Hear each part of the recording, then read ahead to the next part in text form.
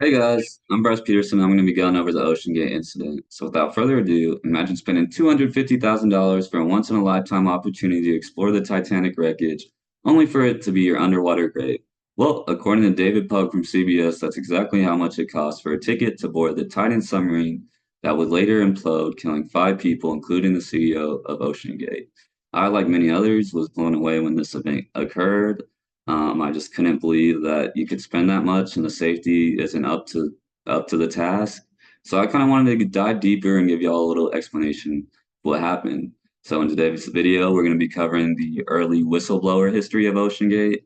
We're going to be covering the incident itself, and we're also going to be covering the aftermath, which I don't think gets talked about enough. I sure didn't know it.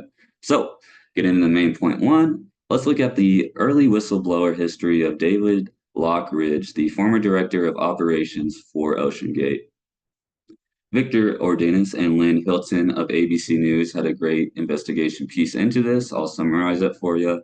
Basically, David is concerned with the submarine. He has safety concerns. He's getting ignored. So he sits down with the CEO to get official meeting.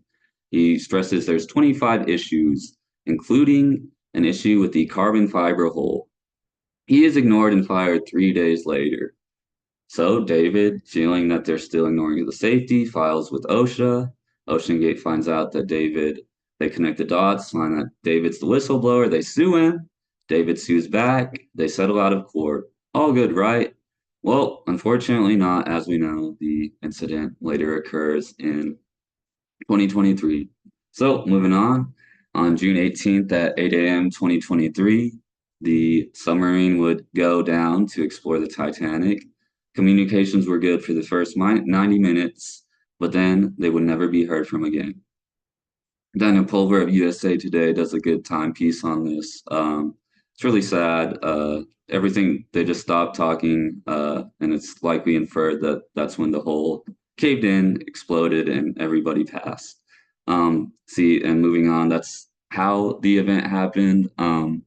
Meredith Deliso of ABC News wrote an article about how the submarine exploded, and it's likely inferred that the carbon fiber hull that David was concerned about imploded and could not live up to the task. She also has William Cohen of Hydrospace, another submarine company CEO, saying he would never use carbon fiber in his hull. I think that's pretty damning. So what happened after this? The CEO obviously faced consequences in itself of dying, but what else happened? Well, OceanGate has shut down. If you go on their website, it says OceanGate has seized all exploration. It's just a black page. The company is shut down. But what about any co-founders? Well, Simone Seekley of KSL News uh, did a little piece on this, looking into Gilmo Soheen, a co-founder of OceanGate. He didn't face any consequences for this, and he's currently exploring his next business adventure to get humans to Venus by 2050. So, in conclusion, you see the early warning signs from David stressing the hull. The incident happens, and it's the hull that's the cause.